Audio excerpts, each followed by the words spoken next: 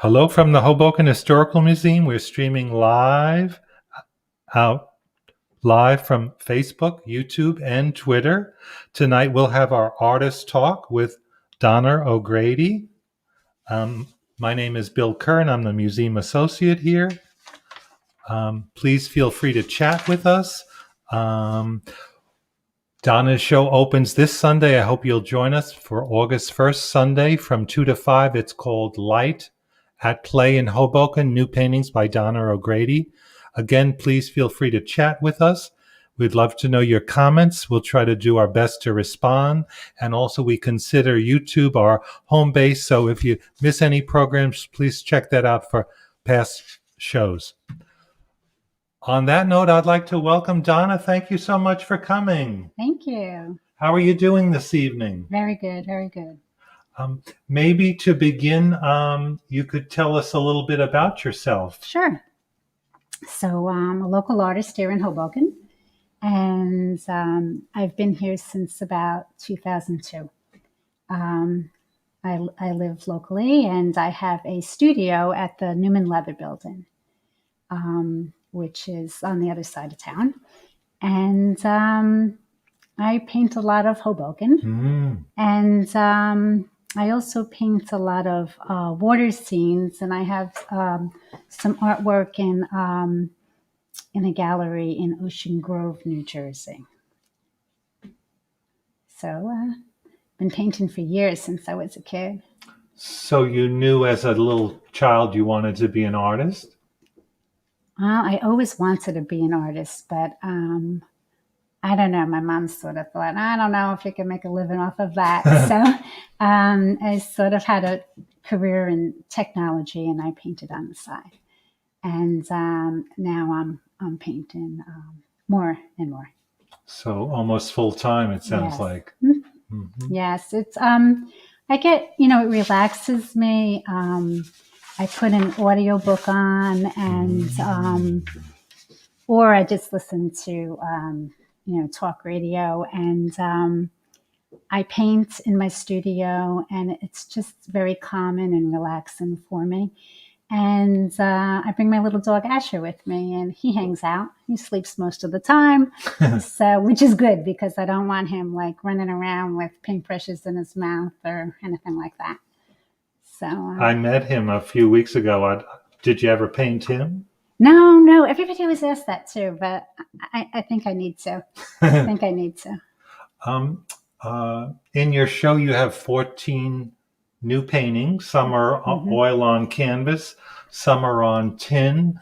The title of the show is called Light at Play in Hoboken. I was wondering if, due to the pandemic last year, that all the work in this show, as I had shared with you, it seems to me to be filled with so much light.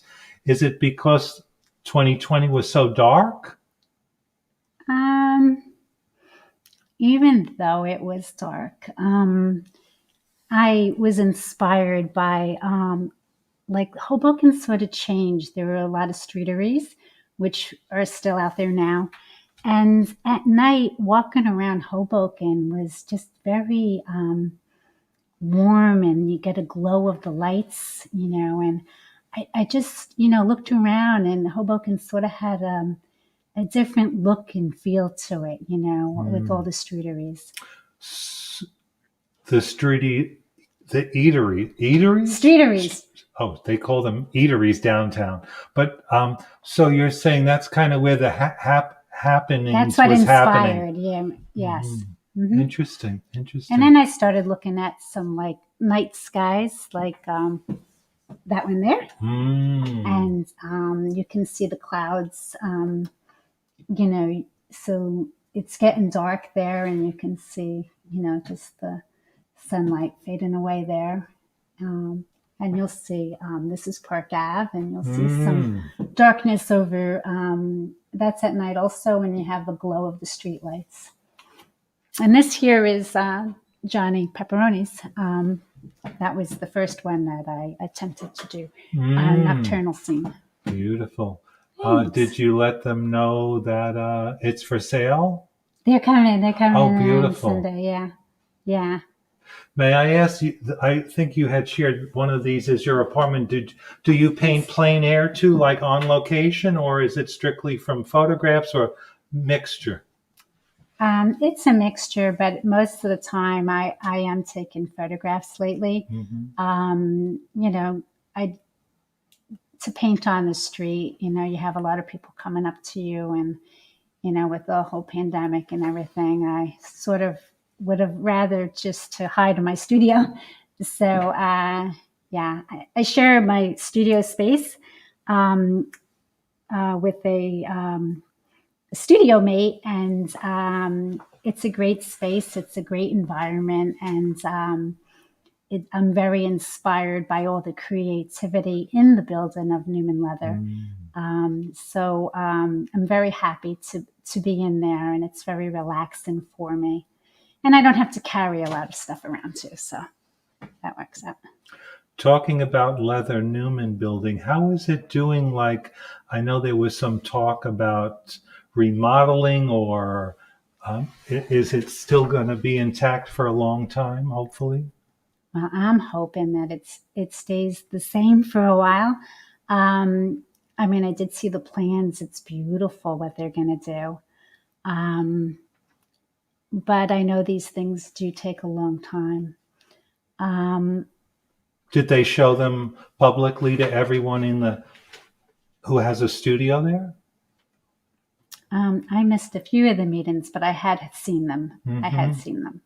And yeah, it's going to be, a mixture of condos and artists and a retail, and their plans are really nice, and there's supposed to be relocation to another side of Newman Leather while they're working on some of the studios.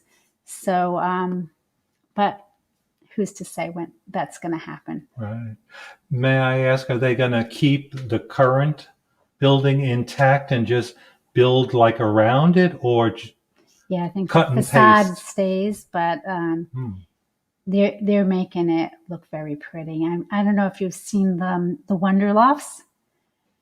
I mean, that building was beautiful, but it was, it had commercial business on the bottom, and then the rest of the building was supposed to be empty. But I actually lived in the Wonder Lofts for a couple of years on the very top floor. Wow. And I lived there with a few other artists, and we had a huge space. We all had our own area. We had a huge space, and we had so much outdoor space and roof gardens, and it was just a wonderful environment. It really was. And now it's beautiful condos. So, the city is growing. So Changing. I I think you brought some slides. Would you like to go to your slides now? Yeah, that'd be fun. Yeah. All right, we'll take a look at your slides. Oh, we have a comment from Jane watching from Canada. Great clouds. Hi, Jane. Oh, there's Dulcie. These are my neighbors that all live in these buildings. Just gorgeous. You should see it in person. Please come this Sunday. Lisa. Hi, Lisa. Patricia. That's my sister. You'll meet her Sunday. Watching from Sparta. Sparta. Hey, Trish. So this was the one you had mentioned that's on your postcard? Yes, and on the mugs also. Yes. Yeah, the mugs came out good. I just saw they just came in today. They look great. Yeah. I should have one here. I'm sorry. That's okay. Dulcie will be there. 2 to 5 this Sunday. So this painting here is, as you can see, the glow of the lights, and you can see the lights spilling out onto the sidewalk from inside. This is our neighborhood restaurant, and it's right on the corner, and we just love hanging out there, and you can see the warmth from inside. That the light that it does come from that sheet of glass windows is very incredible. Thank you. We can go to the next slide. This is another local restaurant called Barbaes, and they have a streetery also that's very nice, and there's a nice breeze that blows down 13th Street that actually comes through the area of the museum here, and so it's a great outside. It's beautiful inside also, but outside is really nice. It looks like you also have visitors from Columbus, Ohio. Yay. Katie. Katie. Hi, Katie. And Sean. 2 hearts. Where is that? Is that Maine? I don't know where Sean is in his, he's from Hoboken. I hope they all come to your opening. Yes. So with Barbaes, the lights have a glow, and also you can see that there's some street lights also in the sidewalk there, and it's a fun atmosphere. And if you like couscous, it's pretty good. Being a painter myself, I like how you handle that tree. It feels very simplified but realistic. How do you do a fence like that? Do you line up a ruler and every half inch you pull the line down? Or no, it's just by eye. Wow. Yeah, so it's not. So don't measure. It's not too even. Hi, Sarah. Thank you. Looks amazing. Thank you, Sarah. We can go to the next slide. And this is the one we were just talking about. Yeah, this is Garden Street. I painted it in the winter. As you can see, the tree doesn't have leaves. I was focusing on the clouds. It's just about turning nighttime there. And I love the row of brownstones there. And the windows are all different, yet they all line up, which hopefully they line up in my painting too. But it's a very nice street. It's one of the streets that they celebrate Halloween on. So there's a lot of activity for Halloween on this street. It's a pretty street in Hoboken. May I ask, since you have, I did hang the show, and for some reason I felt these two should be hung together. Was there something that inspired you to do a small one and then a big one, or was it just the loveliness of the clouds from your window, or when you came home from somewhere seeing your building with clouds? Well, I was hoping for the nocturnal theme, but it was a new technique or a new approach. So it was a little bit more difficult than I thought, So I started with the Johnny Pepperonis, but then I do love painting clouds. So I said, well, let me get some nighttime skies. So they're a lot of fun, and they're very relaxing to paint also. And, it's not like a portrait. Nobody knows if that cloud looked exactly like that, right? So that's what's good. They look pretty real to me. Beautiful. Thanks, Lisa. Lisa says the clouds are amazing. Thanks, Lisa. Stephen. Hi, Steve. Sally, Joe, and Tom. Those are my friends from Stewart. They're watching in Hoboken. Ellen. Oh, Ellen. Hi, Ellen.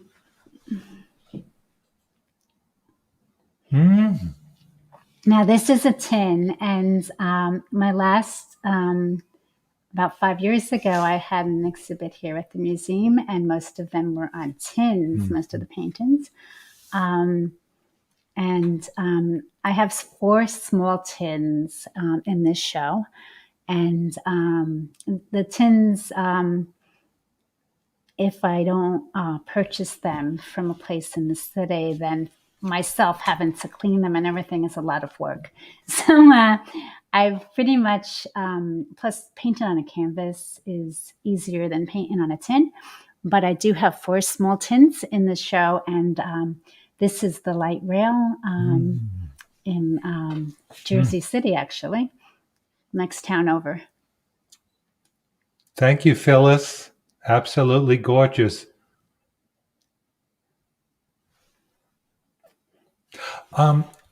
If we could just go back for 1 second, Rand, I'm sorry.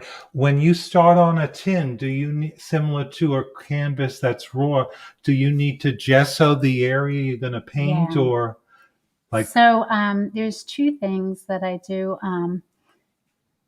Like I use a clear gesso, and it all depends upon the tin. I want to incorporate some of the colors of the tin and even the rust. I see. So you might see a lot of colors that are very similar to the color of the tin. And that's because it's a clear gesso, and I'll just like paint the windows maybe, or just like the outline of the roof, right? So it that is the actual tin underneath there poking through. Thank you. Thank you. And like we were talking before, what started me painting on tins is my neighbor upstairs, Susan. She had a couple of tins, and it was her idea for me to paint on tins. And I sort of like the look because it's like you have a frame or automatically, you know. So and you know it's the oldness of it I love too, you know, because especially since all these buildings are old in Hoboken, which I love so much, the architecture here. So thanks, Sean. We can go to the next slide. Now, who is that? I don't know. So this is my studio at the Newman Leather Building. And actually, that is a tin right there in my studio. That tin is Windsor wax, a painting of Windsor wax, which is that Observer over there? No, it's not Observer. It's, oh yeah, maybe it is Observer Highway. Anyway, that building has been vacant for a long time, and it's going to come down and it's going to become condos. But so that's a painting of it, and actually, my neighbor Susan owns that painting. So, but this is my studio in Newman Leather. I have a really nice view out the window. I can see across the Hudson, and I can also see like south, like downtown in Jersey City. So you face southeast? Yeah. And it's really comfortable. And like I said, I really enjoy my time there. It's pretty quiet, and there are other artists on my floor, and I'll either hang out in their studio, or they'll come and they'll sit by me. My studio mate and I, we paint in silence, and then not total silence. We usually have a talk show on the radio, and then we break for tea, and then we talk about art and what inspires us and different techniques. So it's a very creative environment that I really enjoy. And for me, it's very relaxing to be there. It's very peaceful. I really enjoy it. Would you like to describe a typical day for you at your studio? Like, you leave your apartment here, you walk there. Yeah. Sometimes I walk with my dog, and sometimes I Uber. Or I have Steve Snyder, who commented before. I have him drive me. And head up the elevator and always pray that it's working because I'm on the 6th floor. And then I actually have like a doggy pen area, so that if I get too involved in my painting, my dog sometimes tries to sneak away. So I gotta watch him. Have you painted your puppy? Oh, no, we were just talking about that. I need to paint him. He's a cutie. But when he was a puppy, he used to sit on my lap while I painted. Yeah. Wow. But now he's 15 pounds, so he lays on the couch. And, I get a few hours out of him, and then he starts biting the plants, looking for not toothbrush, paintbrushes. So I got to watch him, but he enjoys it. And some of the other artists come over and they play with them. But because if I leave to go to the ladies' room, he'll follow me and then he'll go and try to stop in somebody else's studio. He's such a cutie. And that's basically it. It's just very, I break for tea with Owen Gray, who is my studio mate. Yeah, he's a great painter. Yeah, I love his work. Beautiful. Yeah. So it's very hot in there, by the way. So it's like solar heat coming through those windows. It gets pretty warm, even in the winter. But so we have fans going. But it's nice. We get the fresh air coming in. Sure. Yeah. And another place I paint is on our boat. And the name of it's called Peregrine. And Peregrine is usually in Stuart, Florida. And those friends from Florida are from Stuart that are here for my show, which I really love that they came up. This boat has like a big area. It's called the salon, which is like the living room area. And it's open to the galley, which is the kitchen, which opens up to the cockpit, which also is a big area that has a table. So I paint in both places.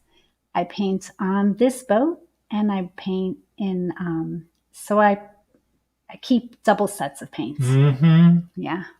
We have a comment from Carol. It says, "So good to see you and your absolutely stunning work. You amaze me." Oh, thanks, Carol. So 2 sets of paints. Yeah. Have paint will travel. Yes. So now this boat, we just brought her up to New Jersey. So she's down by LBI. And so it's I go there weekends, a long weekend. And I just love being on the water. I really do. I mean, I love living by the water too. Living in Hoboken has been just a dream. Oh, Melissa. You want to read the quote? You can read it because my glasses are there. Sure. Melissa. Hi, Melissa. It says, "You look fabulous, Donna. Do you have any sailing paintings to show us?" Oh, I don't have any in the show, but the next slide is a painting of a bridge on a river. So we can go to the next slide. Lisa says, "Beautiful boat. Have you painted your boat?" No, I haven't. I have painted boats before, but I haven't painted the boat. That's another thing on my list. A lot of good ideas. Yeah, I'm loving it. Now, to me, this looked like more of a watercolor, but you said you work mostly in oils. I tried watercolors because I thought it would be easier with traveling so much, just easier cleanup and everything. But watercolors are very hard. I don't know do you paint watercolors? Oils is kind of the easy way to go, even though watercolors might be. Thanks, Melissa. She loves the bridge. It's in Stuart, Florida. And this bridge, I love it too. It's a railroad bridge. Well, I used to love it. I have a love-hate relationship with this bridge, and I'll tell you why. I painted 2 paintings of this bridge. This is a pretty big painting, this one here. I think it's 30 by 40. And this bridge, when I was leaving Stuart, somehow came down when it wasn't supposed to come down. And it hit the mast on my boat. And it was so loud, I thought that the mast was going to crack in half. It pushed the boat back, and we had a little bit of damage to just wind instruments, but it was so loud and it was so scary that like every time we went under a bridge that opened and closed, I would get scared, that it was going to come down and break the mast. And the dog also, the dog heard the loud noise And the dog could tell when we were going under a bridge because the whole boat would be in shadow, and you could see he would start to shake a little. And he's a pretty brave dog, but he does not like bridges. So, yeah. So even though I love this bridge, it sort of got me on the way out. But it was fun to paint. It's the St. Lucie River right there. Okay, now this is not Hoboken? No. This is in Liberty State Park. It's the abandoned railroad station. So the light is shining through. There's a lot of rust in there. It probably would have been a good painting on a tin. I could have used the actual rust from the tin, right? Instead of having to try to paint it. But yeah, I like the way the light came through and the columns and just the whole look of the rust with the nails in it. So it almost reminds me of the bridge painting, but if you looked at the bridge, the bottom part of the bridge, I don't know if we could go backwards. It almost looks similar, kind of. Yeah. It's got some kind of similar qualities. The roughness, the material, the coloring, but Claire Lucas, very nice. Donna. Thank you, Claire. Lisa, wow, this is incredible. Thanks, Lisa. So all these are in your current show? Yeah, the bridge one isn't, but this one is. That is right. Yes. The bridge one is the only one that isn't. And I think there's one more after here. Do you take commissions? I do, yes. So this is a brownstone on Garden Street, the side of it. And I just love how the windows jut out. And it has this nice vine crawling up the side of it. So I tried for like a tonal look with the colors there. I usually just go for raw umber look, but I introduced some colors, but still very muted. And I sort of like the muted colors, it's sort of like a palette, maybe like Andrew Wyeth would have, just very muted. We have a comment, amazing perspective in the bridge and the tunnel painting. Thanks, Dulcie. I thought it was interesting on this painting that the road, the bicycle safety logo was kind of added, almost like an old and a new image kind of coming together. Right. But I love that painting. Oh, thanks.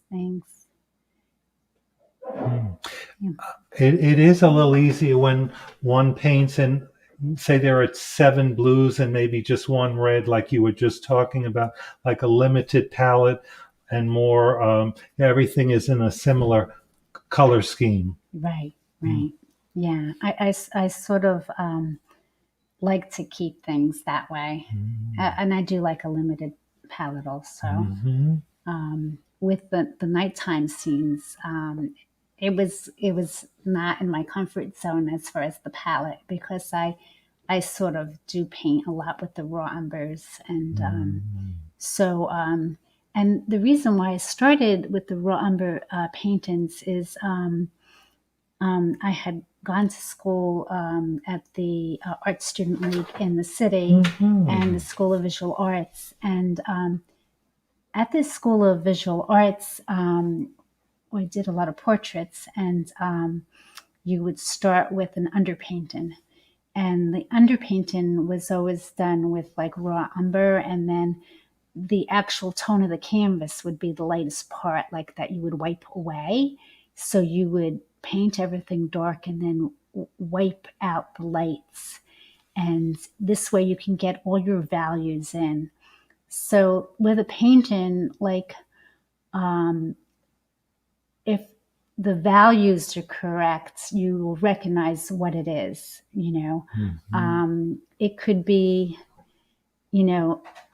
you could put purple hair on me and blue skin, but if the values are correct, she will still know that, oh, hey, that's Donna, So that's how I learned, by doing a lot of these raw umber paintings, the underpainting. And then I would go and put color on top of that. But I had to make sure that the color was within the same value as whatever the darkness was in the tone. Being a painter myself, I have trouble creating a black. Do you use black from the tube, or do you make black from equal parts red, yellow, and blue? So there's a lot of different ways to make black. And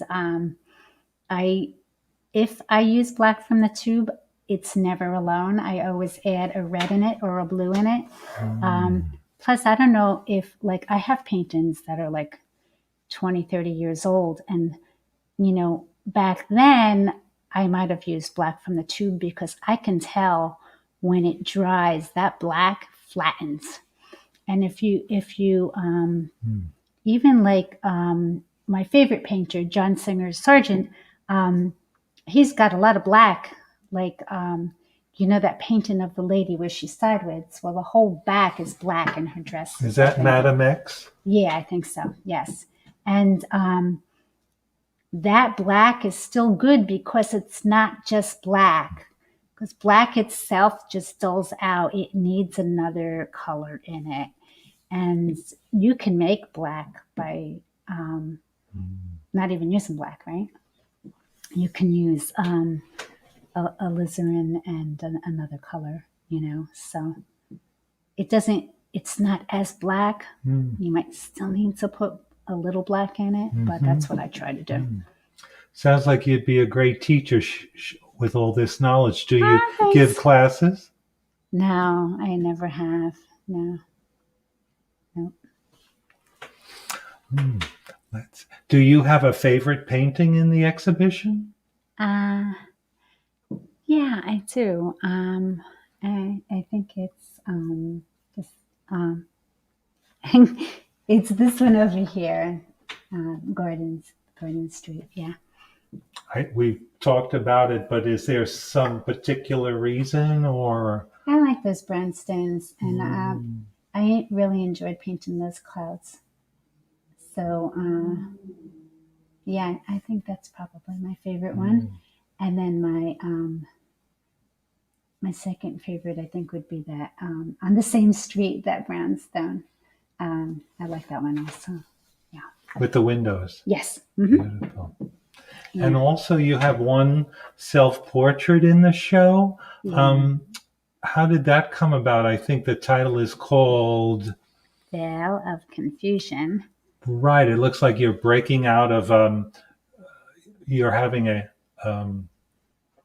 breakthrough? Or are you in the state of confusion? Maybe now it'll be a breakthrough. But I was in a state of confusion, everything going on with COVID and just things in my life. And was a lot going on. And I think you can see it in that portrait. Yeah. I feel you really captured your essence. Like that side of the face that you really focused on. It was a hard angle. And I had a mirror, that I was using, but it's not easy to paint yourself. Yeah, it's not easy. I just thought about this with your show opening on Sunday. What do you hope people take away from coming to see your work?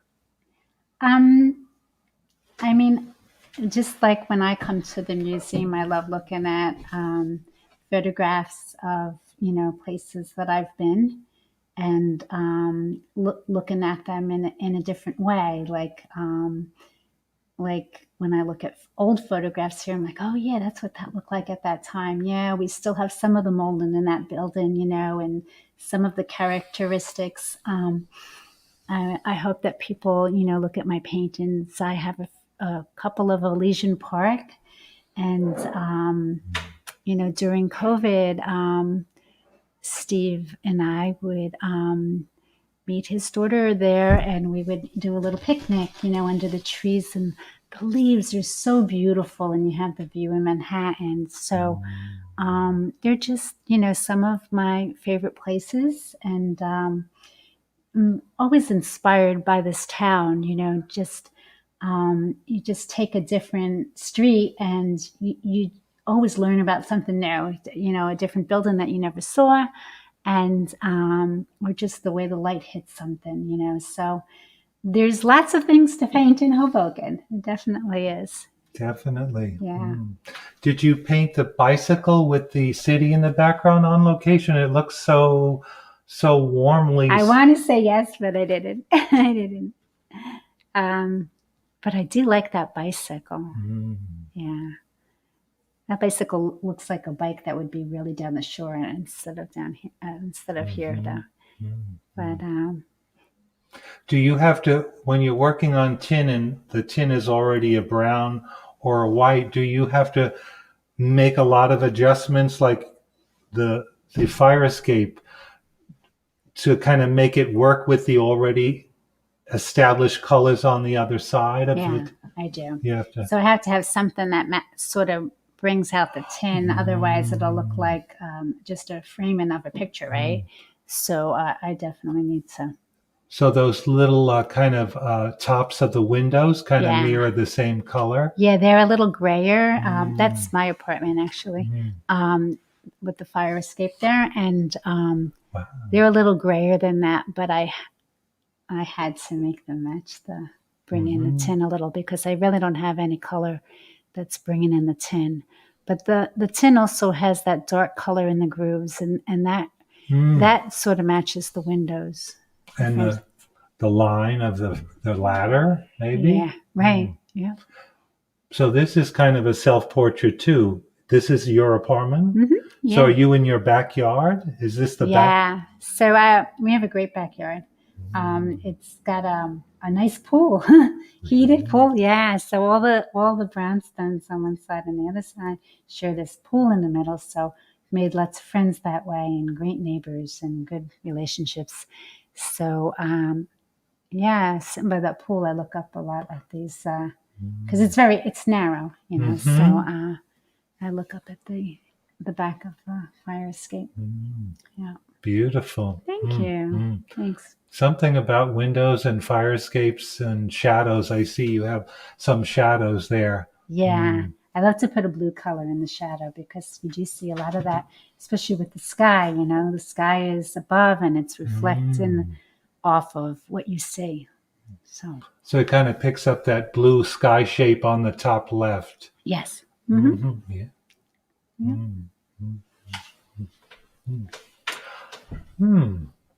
I was wondering, do you have any suggestions or advice for wannabe artist painters that are just starting out in the world? Sure. I say, like, if you have a passion for whatever it is that you have a passion for, just do it. And